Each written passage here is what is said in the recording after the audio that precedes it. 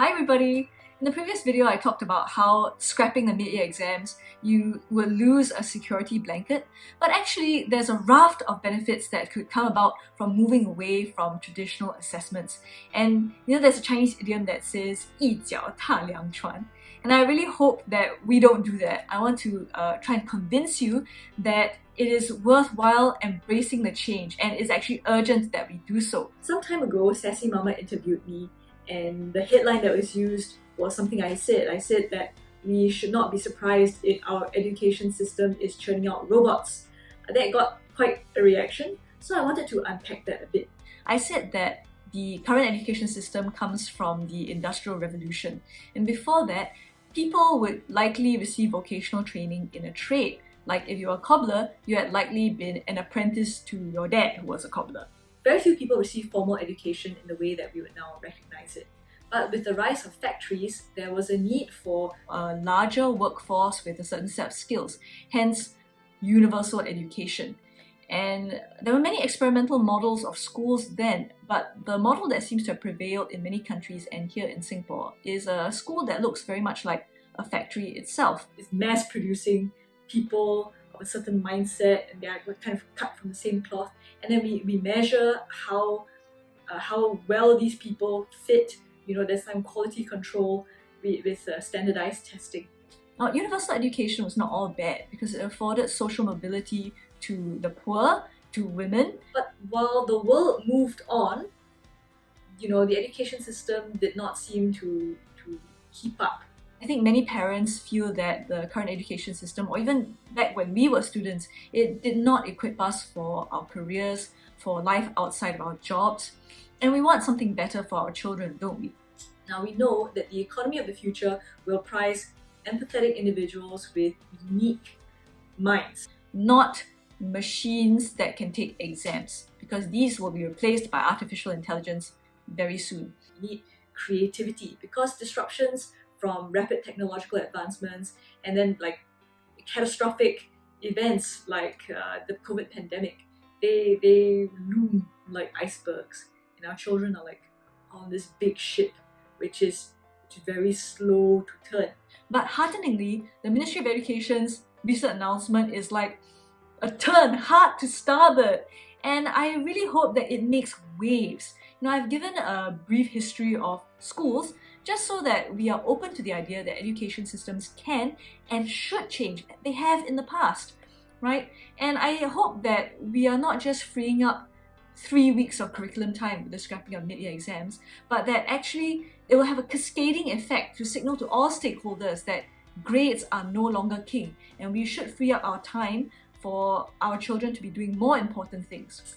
But it has been 3 years since the exams were scrapped. All exams were scrapped for Primary 1 and Primary 2 students, and mid-year exams scrapped for Primary 3, Primary 5, Sec 1 and Sec 3 students.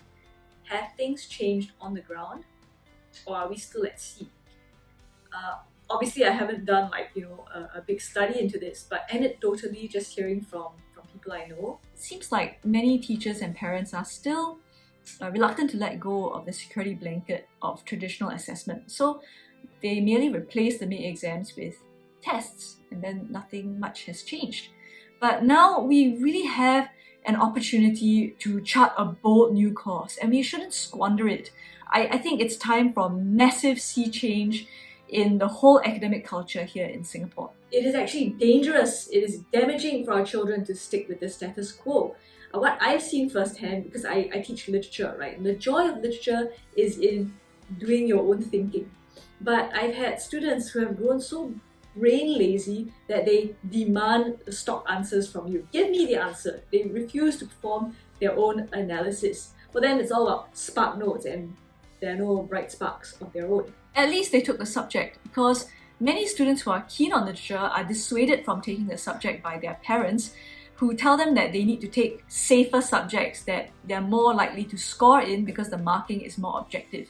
But parents need to understand that anything a computer can do, like filling out an OAS sheet that can be marked by another computer, all these things are doomed to obsolescence, right? If your children are good at these things, they're going to be out of a job. And playing it safe is a grey way to live.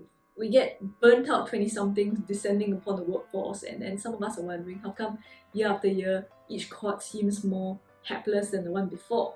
And they are the strawberry generation, slightly squished. It's not their fault.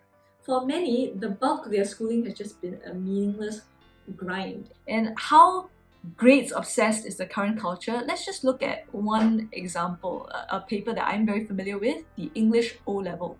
4 papers: writing comprehension, listening, and oral. And of course, listening and talking, like conversing, are essential life skills. But the first 2 papers are so onerous that they take up most of the curriculum time for preparation, and we hardly get any time to practice listening or speaking.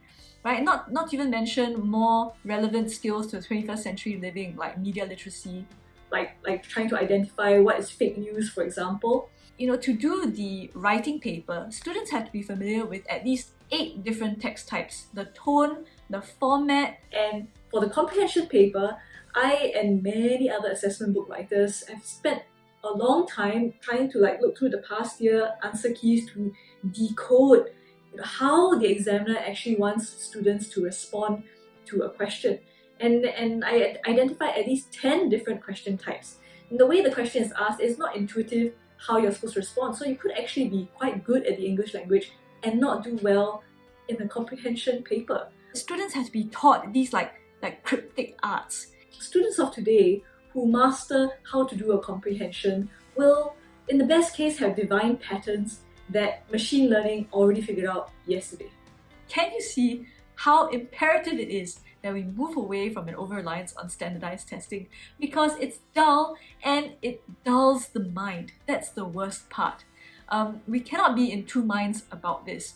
The MOE's new policy has thrown us a lifeline, and if you will stick with me and this extended nautical metaphor, in the next video I will talk a bit about how there are so many possibilities presented to us by more time in the curriculum.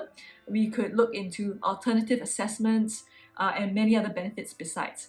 So if you like this, please do subscribe, and I'll catch you next time. Bye!